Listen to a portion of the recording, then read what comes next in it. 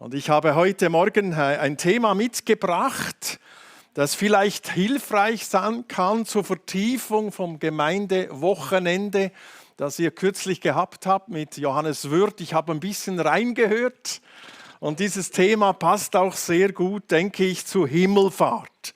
Wir durften ja für dieses Fest Himmelfahrt ja einen Freitag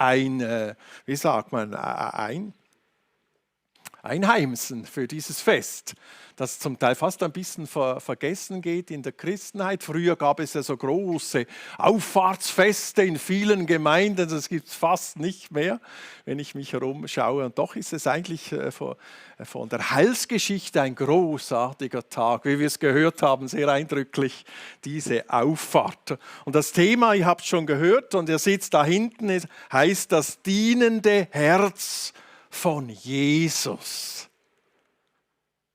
Was kommt euch in den Sinn, wenn heute noch jemand sagt, ich diene? Ja, früher hat man ja oft noch gesagt, die ältere Generation weiß das, gab es so Mägde, da sagt man, sie haben gedient bei einem Bauern ihr Leben lang. Was geht uns heute durch den Kopf, wenn jemand sagt, ich diene? Das ist so vag zu formulieren, denken wir nicht schnell, oh, der oder die hat ein Helfersyndrom.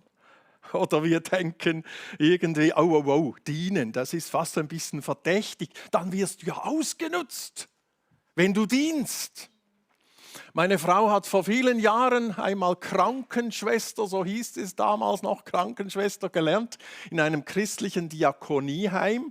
Und das war genau die Phase, als man sagte, dienen, mit dem müssen wir aufhören. Wir wechseln jetzt vom Dienen zum Verdienen. Damals schon, vor vielen, vielen Jahren. Und viel trendiger als dienen sind andere Schlagworte, zum Beispiel das Schlagwort, es muss für mich stimmen. Ich glaube, das ist das Glaubensbekenntnis von den meisten Schweizern. Hauptsache, es stimmt für mich. Oder vielleicht auch das Motto, lebe deinen Traum. Jawohl, aber manchmal auf Kosten von anderen. Eine meiner Kinder ist hier in der Gegend irgendwo Kindergärtnerin und sie hat mir kürzlich erzählt, dass wir zusammen saßen, das ist eine Mutter, die lebt ihren Traum beruflich, ist immer wieder irgendwo auf der Welt, in Amerika, an großen Kongressen und das Kind weint während dieser Zeit. Und die Mutter sagt, ja, ihr Kindergärtner seid für das verantwortlich, das zu kompensieren, was diesem Kind jetzt fehlt, wenn ich in Amerika bin. Lebe deinen Traum, aber manchmal auf Kosten von anderen. Und in welchem Kontrast dazu sagt Jesus von sich, das hat mich neu bewegt, Jesus sagt von sich, ich bin nicht gekommen, um mich bedienen zu lassen, sondern ich bin gekommen, um zu dienen und mein Leben als Lösegeld hinzugeben für viele. Das ist Jesus. Und wenn wir jetzt von Auffahrt herkommen, habe ich noch einen anderen Vers mitgebracht, wo es von Jesus heißt, Jesus ist vom Tod auferweckt worden und hat seinen Platz an Gottes rechter Seite eingenommen. Das ist an Auffahrt passiert. Und was macht er jetzt? Dort tritt er jetzt, heute Morgen, für uns ein. Das ist etwas, was mich immer wieder enorm bewegt. Es gibt eine Stelle in der Offenbarung, wo es heißt, dass der Satan die Christen Tag und Nacht vor Gott verklagt. Also irgendwo hat Satan wie bei Hiob noch einen Zugang zum Thron Gottes. Ich kann euch das nicht erklären. Und er verklagt mich und dich heute Morgen, während wir im Gottesdienst sitzen. Wir müssen uns mal vorstellen. Diese Nacht, als wir friedlich, ich hoffe wenigstens, die meisten haben friedlich geschlafen, verklagt er uns. Ja, was hat er denn da vorzubringen? Also ich finde es schon schlimm, wenn ich weiß, ich werde vor Menschen verklagt. Das macht Jesus jetzt für uns. Als Anwalt, als Fürsprecher. Ich komme da nochmals drauf während der Predigt. Also Jesus ist gekommen, um zu dienen. Jesus ist jetzt da zur Rechten vom Vater und dient. Und deshalb soll die Frage heute Morgen lauten, was können wir denn als seine Nachfolger von Jesus lernen in Bezug zum Dienen? Und dazu finden wir in Johannes 13 eine Geschichte, die einzigartig ist in der antiken Literatur. Johannes Wirth hat sie euch da vordemonstriert mit einem Simon. Sitzt er überhaupt da? Ich habe das nur nachgehört. Simon, sitzt er da? Wer war da, dem die... Ja, das Geschäft ist ja nicht da, der Simon. Aber vielleicht mögt ihr euch noch erinnern und auf diese Geschichte gehe ich ein. Johannes 13 ist einzigartig in der antiken Literatur. Es war der Abend, wo Jesus noch ein letztes Mal zusammen war mit seinen Jüngern vor der Kreuzigung. Und das wollen wir im Hinterkopf behalten. Jesus wusste ganz genau, was in dieser Nacht auf ihn zukommen wird. Jesus wusste ganz genau, all die Jünger, die jetzt so friedlich da um Jesus rumsitzen oder mehr liegen beim Essen, die werden mich in dieser Nacht noch verlassen.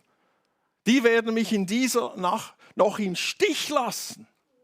Und das hatte Jesus im Hinterkopf, als dieses völlig Überraschende passierte, wie Jesus sein Übergewand sich wegstreifte, abzog und dann um die Hüfte einen Tuch band und nachher in Sklavenpose vor jedem einzelnen seiner Jünger niederkniete und die Sandalen löste, die Heilandssandalen, wie Johannes Wirth sagte, und diese stinkenden, diese schmutzigen Füße wusch. Bei jedem Einzelnen ist er niedergekniet. Und wie haben die Jünger reagiert? Die meisten von ihnen waren völlig perplex. Das gibt's ja nicht. Und einer hat ein bisschen anders reagiert, wir kennen ihn. Der sträubte sich und sagte, sicher nicht. Ich sage noch einmal, das ist einzigartig in der antiken Literatur. Warum? Nach damals heidnischem Denken waren die kleinen Menschen dazu da, den großen Göttern zu dienen. Oder es galt die Regel in der Gesellschaft oder auch in einem Hause, wer den untersten Rang im Hause hatte, der hatte die Aufgabe, den anderen die Füße zu waschen. Das war wie ein Händewaschen bei uns vor dem Essen zum Beispiel. Und das waren meistens Sklaven. Das war auch bei den damals bekannten großen Philosophen so, die so viel über die Liebe philosophiert haben, über die Menschlichkeit philosophiert hatten. Aber sie selber, ohne mit einer Wimper zu zucken, haben sich von Sklaven bedienen lassen, auch die Füße waschen. Das war bei allen Philosophen so. Und deshalb waren die Jünger auch so entsetzt. Jesus diesen Sklavendienst an den Jüngern tat, und zwar noch in der Nacht, wo Jesus wusste, die werden mich alle im Stich lassen.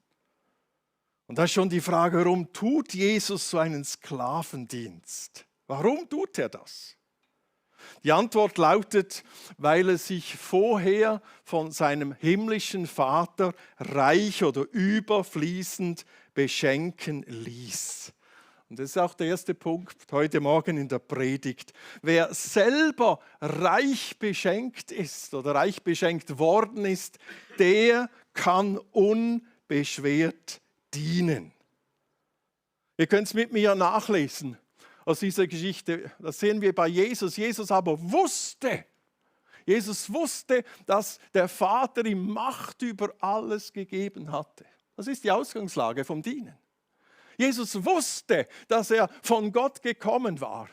Und Jesus wusste, dass er wieder zu Gott ging. Und deshalb stand er vom Tisch auf und begann den Jüngern die Füße zu waschen. Das heißt, er wusste, und aus diesem Wissen heraus war sein Selbstwert definiert oder verankert. Jesus wusste ganz einfach gesagt, wer er war. Das wusste Jesus. Oder mit anderen Worten, seine Identität war nicht begründet in dem, was er tat oder in dem, was er ausführte. Sonst hätte er nie so eine Sklavenarbeit getan, wenn das seine Identität war, was er tat. Das wäre ja unter seine Würde gewesen. Das wäre niemals auf dem Niveau eines Sohnes Gottes gewesen, aber er wusste, wer er war in den Augen Gottes. Nämlich der eine heißgeliebte Sohn des lebendigen Gottes. Und das machte ihn frei für diesen Sklavendienst, weil er wusste, wer er war in den Augen Gottes. Und ich kann mir nichts anderes vorstellen, als Jesus da niedergekniet ist vor jedem einzelnen seiner Jünger und dann diese stinkenden, schweißigen Füße in die Hand nahm. Er hat das ganz ruhig gemacht. Ganz ruhig. Und hat jedem Jünger, ich kann mir das nicht anders vorstellen, ganz ruhig in die Augen geschaut. Warum? Weil er wusste, wer er war. Jesus hat das nicht inszeniert, wie das bei uns Menschen manchmal der Fall ist. Zum Beispiel, wenn da ein großes neues Haus gebaut wird oder ein wichtiges Haus gebaut wird, was passiert? Dann kommen manchmal so hochdekorierte Männer und Frauen mit glänzenden Helmen, Bauwerkshelmen und mit ganz sauberen, glänzenden Schaufeln. Und was machen die? 40 Gramm Dreck schmeißen sie in die Luft und nachher gehen sie wieder. Spatenstich, sagt man an dem. Das ist Inszenierung pur. Aber bei Jesus war das nicht Inszenierung, sondern das war echt, ganz tief echt gemeint. Und da finden wir auch einen Schlüssel für unser Leben. Wer weiß, dass er zu 100% angenommen ist bei Gott, wer weiß, dass er zu 100% wertgeschätzt ist bei dem, den alle Himmel nicht fassen können, beim Manager des ganzen Universums. Wow, wir kleinen Würstchen, wir sind wertgeschätzt bei ihm. Wer weiß, dass er ein geliebtes Kind Gottes ist, der kann noch heute ganz treu auch Dienste tun, wo wir wenig oder vielleicht auch keine Wertschätzung zurückerwarten. Ich mache ein Beispiel. In unserer Gemeinde in Thun, wir sind ja mitten in der Stadt Thun und das ist auch gut für gewisse Sozialarbeit. Bei uns ist auch unter der Woche, wie bei euch wahrscheinlich auch, viel los. Am Montag gibt es Deutschunterricht und am Freitag auch. Da kommen etwa 140 Ausländer aus allen Sprachen. So richtiges Gewusel wie auf einem arabischen Markt jeweils im Gemeindehaus. Sieht lustig aus, wenn man es mit dem Sonntag vergleicht. Warum erzähle ich euch das? Ihr solltet noch einmal auf die Toilette gehen, wie die aussehen. Es sind ja viele Nationen, die gehen verschieden auf die Toilette. Die eine sitzen auf dem Ring und die andere, die stehen auf dem Ring, je nach Kultur. Solltet mal schauen, wie die aussehen, die Toiletten. Verschissen. Und das ist nicht alles. Am Freitagabend haben wir jedes Mal noch Gassenküche. Da kann man ohne etwas zu bezahlen ein Nachtessen abholen. Es ist manchmal ein Riesengerangel. Wir müssen schon schauen, bevor es losgeht, es keine Schlägereien draußen gibt. Die Aggressionen haben irgendwie zugenommen. Genau, und dann wird da gegessen und die gehen dann wieder. Ihr solltet mal die Toiletten anschauen. Fürchterlich. Warum erzähle ich das euch? Ich arbeite gerne an einem Samstag, wenn das alles durch ist. Da ist dann niemand mehr da. Und wisst ihr, was ich immer wieder mal antreffe? Jemand von unserer Gemeinde, der beruflich eine ganz hohe Stellung hat, den sehe ich, wisst ihr wo? Beim WC-Putzen. Pfeifend, fröhlich aufgestellt. Natürlich hat er Handschuhe an, ist ja klar. Und er ruft mir, hallo Matthias, immer aufgestellt. Sonst ist niemand meistens da und der ist am Scheisseputzen. Dieser Hochkarätige, ich kann euch nicht sagen, wo er der Wirtschaft ist, der da ganz oben drin. Warum tut er das? Weil seine Identität darin ist, dass er ein geliebtes Kind Gottes ist. Kann er auch als Manager diesen Dienst tun? Er macht das so spaßig und fröhlich, immer wenn ich ihn sehe, hat er irgendeinen lockeren Spruch drauf und dann springt er wieder da in den Frauen- und Herren-WCs herum und reinigt alles, so ganz unbeschwert. So ganz so, wie es Jesus sagt, glücklich seid ihr zu nennen, wenn ihr es auch tut. Ja, dann können wir treu dienen, Jesus, auch wenn wir statt Dank vielleicht Vorwürfe bekommen, wenn wir statt Dank, wie es, glaube ich, Johannes hat so gesagt, uns nicht auch die Füße gewaschen werden, sondern den Kopf, das gibt es manchmal, kennt ihr das auch? Das habe ich doch so gut gemeint. Und jetzt wird mir als Dankeschön noch der Kopf gewaschen. Dann können wir Dienste tun, wo andere vielleicht geneigt sind zu sagen, aber das ist unter meiner Würde. Einige von euch kennen vielleicht noch Wilhelm Pahls. Also die Älteren, als ich so Teenager war, das war so richtig Aufbruchsstimmung in der Schweiz. Und ich war als Teenager da und meinen Mund fast nicht zugebracht. Diese erweckliche Verkündigung in den größten Hallen der Schweiz, in der Zeltmission, rammelvoll. Einige nicken, mögt ihr euch erinnern? Was macht dieser Wilhelm Pahls heute? Ich habe von ihm gelesen, er ist jetzt 80 Jahre alt. Er hat gesagt, jetzt bin ich im Staubsaugeteam der Gemeinde. Ich finde es so cool. Der Mann, der so viele Bühnen schmutzig gemacht hat und vor so vielen Menschen gesprochen hat, heute kann ich nicht mehr predigen, aber ich kann noch Staubsaugen in der Gemeinde. So schön. Ich habe mir gesagt, ich will nicht zu viel sagen, aber das schwebt mir auch vor. Putzteam in der Pensionierung. Aber ich sage es den Turnern nicht, man muss das nie zu früh sagen, gell? Und sonst teilen sie mich jetzt schon ein. Aber irgendwie ist es so motivierend. Wer reich beschenkt ist, kann unbeschwert dienen. Ja, wie ging es jetzt weiter bei dieser Begebenheit? Ihr könnt es da mitlesen, wie es weiterging. Nachdem Jesus seinen Jüngern die Füße gewaschen hatte, zog er sein Obergewand wieder an, kehrte an seinen Platz am Tisch zurück und sagte, versteht ihr, was ich eben getan habe, als ich euch die Füße wusch? Fragte er sie. Ihr nennt mich Meister und Herr und das mit Recht. Jetzt seht ihr wieder die Identität. Er wusste, wer er war, denn ich bin es. Wenn nun ich, der Herr und der Meister, euch die Füße gewaschen habe, so sollt auch ihr einander die Füße waschen. Ich habe euch ein Beispiel gegeben, damit ihr so handelt, wie ich an euch gehandelt habe. Handelt, wie ich an euch gehandelt habe. Und da stehen wir wieder vor der Frage, ja, wie kann ich dann Jesus dienen? Und zwar so, wie er es gedacht hat. So, dass es ihn ehrt. Und vielleicht auch so, ohne auszubrennen. Ohne, dass wir alle haben auch Grenzen. Dass ich mich nicht überfordere. Dass meine Belastbarkeit nicht überstrapaziert wird. Ohne, dass ich ausgenutzt werde. Ich glaube, Rick Warren hat es mal wunderschön auf den Punkt gebracht, wie das Neue Testament dieses Dienen meint. Er hat es in einem Satz zusammengefasst. Ich blende euch den Satz ein. Er sagt, dein primärer Dienst sollte im Bereich von deinen Begabungen liegen.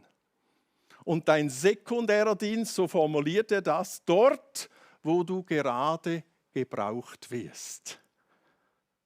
Was heißt das? Dein primärer Dienst soll also im Bereich von deinen Begabungen liegen. Das ist ja ganz einfach. Das, was du gerne machst, das kannst du in der Regel gut. Das gehört ja zusammen. Was wir gerne machen, was wir gut können, das machen wir gerne und umgekehrt. Also was du gerne machst, was du gut kannst, solltest du, wenn irgendwie möglich, auch für Gott, auch fürs Reich Gottes, auch für die Gemeinde tun. 1. Petrus 4, Vers 10 heißt es ganz einfach und klar, dienet einander und zwar ein jeder mit der Gabe, die er empfangen hat. Dienet einander, ein jeder mit der Gabe, die er empfangen hat. Ja, was hast du für eine Gabe? Ich kann euch sagen, welche ich nicht habe. Ich selber bin ganz schlecht mit Zahlen. Also für mich ist das ganz schwierig, immer da mit dieser Buchhaltung und so. Das Schlimme finde ich immer, wenn du eine Null vergisst, hat es unglaubliche Konsequenzen. Ich finde das so bünzlig schwierig. Und ich habe immer Horror, so Steuererklärungen aus. Ich bringe es schon hin, aber 2, 3 Tage knobel ich da immer. Ja, das musst du auch noch haben.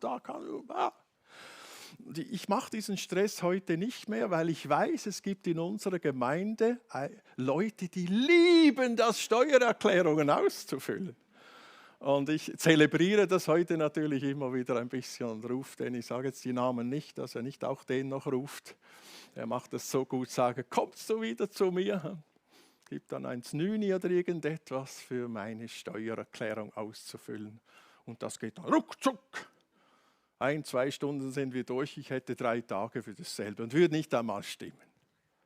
Und vielleicht hast du andere Gaben. Setze sie auch fürs Reich Gottes ein. Man darf auch experimentieren, man darf auch probieren. Und noch etwas ist ganz wichtig, beim Dienen geht es nicht um Perfektionismus, sondern aus Liebe wollen wir unser Bestes geben. Jetzt muss ich euch aber eine Geschichte erzählen. Ich habe kürzlich über einen ähnlichen Text gepredigt im Berner Oberland. Da habe ich auch den Satz gesagt, es geht beim Dienen nicht um den Perfektionismus. Und was ist passiert? Kurz nachdem ich den Satz gesagt habe, ist die ganze PowerPoint von mir durcheinander gekommen. Und ich habe bei mir gemerkt, ich reg mich grauenhaft auf. Also die Zuhörer haben das nicht gemerkt. Man ist unterdessen so Profi als langjähriger Prediger, dass man das verstecken kann. Aber innerlich habe ich mich genervt. Was hat der da hinten am Pult da wieder nicht aufgepasst? Oder was ist los? Ich habe mich so genervt. Ist ja nicht so schlimm, oder? Und dann habe ich ihn nachher gefragt, warum nervt dich das, dass so eine harmlose PowerPoint durcheinander fällt? Und ich habe es dann schnell herausgefunden. Wisst ihr, warum ich mich so genervt habe? Es war der Stolz.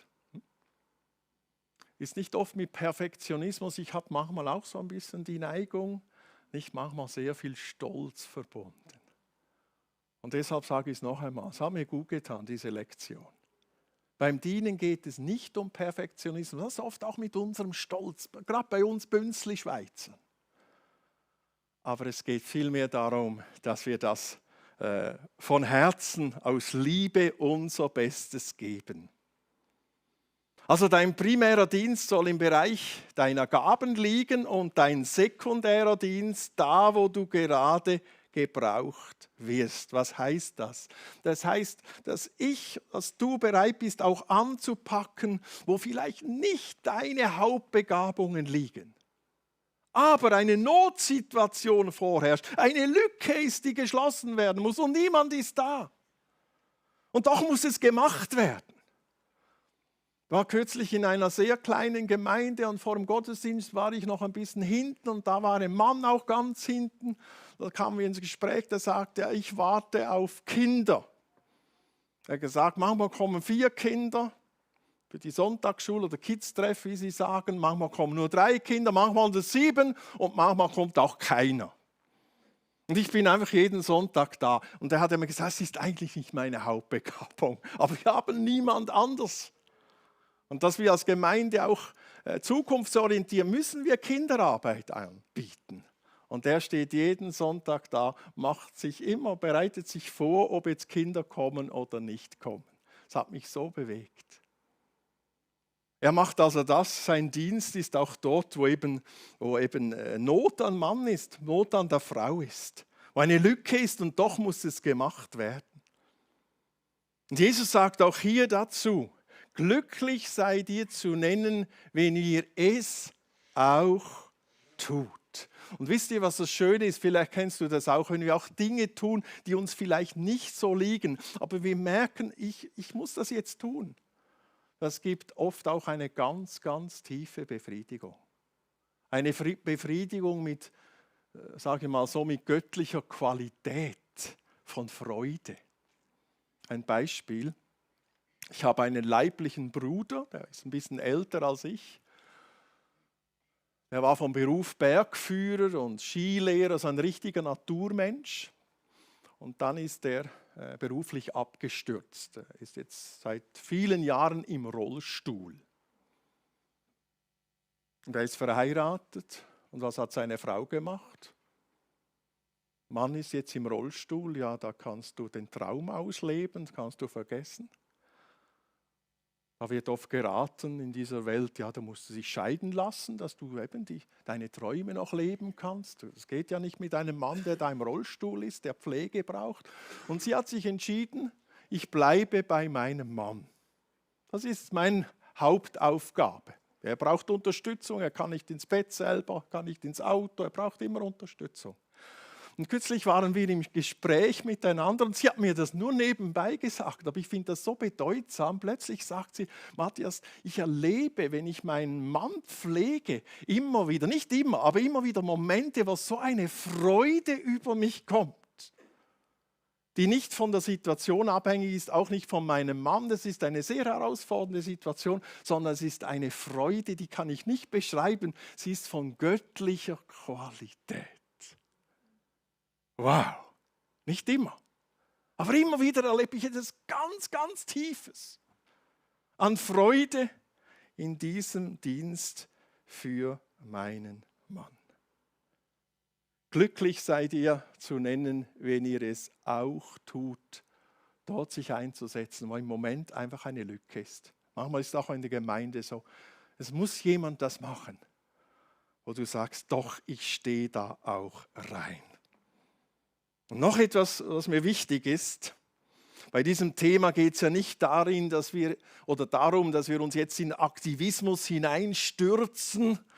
Da gibt es ja auch noch andere Geschichten in der Bibel, zum Beispiel, ich gehe jetzt nicht im Detail auf die ein, die Geschichte von Martha und Maria. Habt ihr sie so ein bisschen im Kopf? Jesus kam da mit seinem Jüngertross bei ihnen auf Besuch. Ich weiß nicht, ob die angemeldet waren, aber plötzlich mit einem Bratsch 13 Leute. Was würdest du machen? Die kommen einfach und wollen verpflegt werden. Und das heißt dort von der Martha, ihr seht sie da im Hintergrund, sie machte sich viel zu schaffen, Jesus zu dienen. Die wollte es gut machen. Ist ja nicht schlecht. Und die Maria, ich hätte mich auch genervt, hab der Drucke. Die saß einfach zu Füßen von Jesus und hörte ihm zu. Und Jesus sagt danach, Maria hat das bessere Teil erwählt.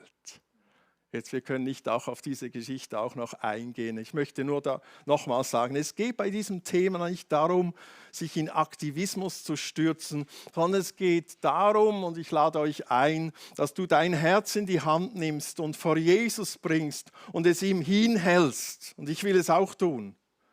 Und ihn bittest, dass er dich berührt, dass er mein Herz abcheckt. Und dass wir sagen, Jesus, mach mein Herz weich. Mach mein Herz auch in dieser Hinsicht dir immer ähnlicher. Zum Schluss möchte ich mit euch noch einmal zum Ausgangspunkt dieser Geschichte kommen. Also Jesus kniet in Sklavenpose vor jedem einzelnen seiner Jünger nieder. Und jetzt heißt es hier weiter, als er zu Simon Petrus kam. Stellen wir uns das mal vor. Jetzt kniet er bei Simon Petrus, löst ihm seine Sandalen, will ihm jetzt auch die Füße in die Hand nehmen, seine staubigen, seine schweißigen Füße. Als er zu Simon Petrus kam, wehrte dieser ab. Herr, wie kommst du dazu, mir die Füße zu waschen? Niemals sollst du mir die Füße waschen. Und jetzt kommt eine überraschende Antwort von Jesus, sagt zu ihm, worauf Jesus erwiderte, wenn ich dir nicht die Füße wasche, gehörst du nicht zu mir. Oder man kann auch übersetzen, hast du keinen Anteil an mir, wenn ich dir nicht die Füße wasche. Und jetzt, wir kennen Petrus. Da sagte Simon Petrus, Herr, dann wasch mir nicht nur die Füße, sondern auch die Hände und das Gesicht. Und wieder eine überraschende Antwort von Jesus. Er sagt zu ihm, wer gebadet hat, der ist ganz rein. Ich glaube, wir haben es alle gemerkt, hier geht es jetzt nicht mehr um das Äußere, um das alltägliche Dienen, sondern hier geht es um den Kern des Evangeliums. Hier geht es nochmals um diese dienende Mission von Jesus, warum er überhaupt gekommen ist. Und das gilt auch für uns heute Morgen. Ich lese es noch einmal. Wenn ich dir nicht die Füße wasche, gehörst du nicht zu mir. Das gilt auch für uns. Nur wenn du an dir geschehen lässt, und jetzt kommen wir eigentlich auch zum Abendmahl schon, thematisch. Nur wenn du an dir geschehen lässt, was Jesus für dich am Kreuz getan hat, dann hast du auch Anteil an seiner Erlösung. Dann hast du auch Anteil an seinem Leben und erst dann bist du eigentlich befähigt, Jesus zu dienen, das ihn ehrt. Nur wenn du an dir geschehen lässt, wenn du das annimmst, was dir geschenkt ist im Tod und in der Auferstehung von Jesus, dann gehörst du, nur dann gehörst du zu ihm. Es gibt ganz viele Aussagen im Neuen Testament, die uns das bestätigen. Ich habe nur eine, die ich jetzt einblende. Aus Hebräer 10, Vers 22, wo es heißt, das Blut von Jesus Christus hat uns von unserem schlechten Gewissen befreit und unser Körper wurde mit reinem Wasser von aller Schuld rein gewaschen. Ich sage es noch einmal, nur wenn du dir das gefallen lässt, nur wenn du das annimmst, nur wenn du darin badest, in dieser Erlösung von Jesus, die wir jetzt im Abendmahl wieder feiern, dann gehörst du zu ihm. Wer gebadet ist, der ist ganz rein. Nur wenn du das annimmst, was Jesus für dich getan hat am Kreuz, dass sich gereinigt hat von allem Trennenden, was zwischen dir und Gott steht. Wenn du dich darin badest, nur dann wirst du rein, bist du rein geworden. Wie es Jesus hier sagt, wer gebadet hat, der ist ganz rein. Und jetzt sagt er noch etwas, und mit dem möchte ich abschließen, was eigentlich auch ein bisschen erstaunlich ist. Er sagt noch etwas, er sagt, wer gebadet hat, der ist ganz rein. Ihm braucht man nur noch den Straßenstaub von den Füßen zu waschen. Ja, wie ist denn das gemeint? Was meint denn Jesus? Ihm braucht man nur noch immer wieder neu den Straßenstaub von den Füßen zu waschen. Ich habe in meinem Leben als Pastor eine einzige Antwort gefunden auf diese Frage. Und zwar im Vers, Johannes 1, Vers 7 ist mir das mal aufgegangen, wo Jesus sagt, wenn wir im Lichte leben, wenn wir unser Leben vom Licht des Evangeliums bescheinen lassen, wenn wir in seiner Gegenwart leben, haben wir Gemeinschaft untereinander. Das ist eine Folge, deshalb sind wir heute Morgen auch da. Und jetzt kommt der wunderschöne Nachsatz. Und das Blut Jesu macht uns rein von aller Sünde. Achtet einmal auf die Zeitform. In welcher Zeitform steht das? Meistens ist es in Vergangenheit, aber hier ist es andauernde Gegenwart. Und das Blut von Jesus macht uns rein von aller Sünde. Immer wieder neu. Staub von den Füßen. Vielleicht ein Beispiel dazu angenommen, wir würden nach dem Gottesdienst alle zu einem Bergbach gehen oder vielleicht würde das auch an der Tös schon funktionieren. Ich kenne hier die Tös nicht genau. Aber auf der sicheren Seite wären wir auf dem Bergbach und da würden wir als ganze Gemeinde dort an den Rand, ans Ufer gehen, würden einen Stein auswählen, der da im Bach drin ist, den man aber sieht, einen Bachstein. Und da würden wir abmachen, wir schießen jetzt, nehmen alle Dreck in die Hand und beschießen diesen Stein im Wasser, im Bach mit Dreck. Ja? Alle miteinander, da kommt ja schon eine Wucht. Was würde passieren? Den wollen wir zudecken mit Dreck. Was würde passieren? Es würde fortwährend dieser Dreck wieder weggespült werden, weggewascht werden oder gewischt werden. Und genau das macht Jesus jeden Tag auch mit uns. Das Blut von Jesus macht uns rein von aller Sünde. Ist das nicht entlastend? Es gibt immer wieder Christen, und vielleicht kennst du das auch, denn man geht ins Bett und denkt, oh, was habe ich heute gemacht? War ich wirklich genug nett zu meiner Frau? Oder hätte ich nicht dort noch, vielleicht einen anderen Ton noch, oder vielleicht habe ich dort noch ein bisschen übertrieben. Kennt ihr das? Ich habe das aufgehört, mich da zu kümmern. Ja, das stimmt. Ich könnte den ganzen Tag, noch 2 Stunden, dort wäre ich netter gewesen, dort hätte heute Morgen gestern gepredigt, hätte ich den Satz nochmals anders sagen sollen. Ja, stimmt. Heute sage ich, das Blut von Jesus Christus macht mich rein von aller Sünde. Gute Nacht, Heiland. Versteht ihr mich? Das ist ja nicht leichtfertig.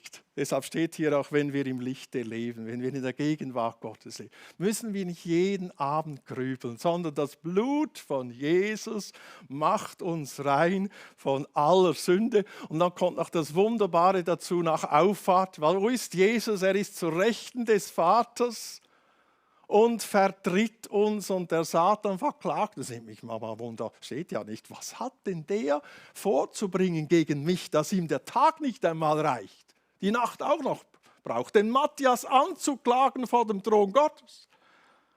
Ich weiß es nicht. Ich denke, der bringt alte Sünden hervor. Ja, der Matthias, der bringt vielleicht Dinge, die ich gar nicht als Sünde erkannte. Ja, aber der ist nicht so fromm, wie er aussieht auf der Kanzel oder auf der Bühne. Und was macht Jesus als Anwalt? Ich stelle mir das ganz einfach vor. Er hält dem Vater seine Nägelmale hin und sagt, ich habe mit meinem Blut dafür auch bezahlt. Das Blut von Jesus macht uns rein von aller Sünde. Patrick, du darfst langsam zu mir kommen. Ich komme endlich zum Schluss. Und das soll für uns alle Motivation sein, immer wieder neu. Nicht nur Motivation, Befähigung, damit wir unbeschwert dienen können. Nicht so, ich bin ja Christ, ich muss dienen, sondern ich habe so einen tollen Jesus, der dauernd mir dient. Und dann darf ich ein bisschen auch noch dienen, mit meinen Begabungen, aber auch dort, wo vielleicht gerade Not an Mann oder an der Frau ist. Amen.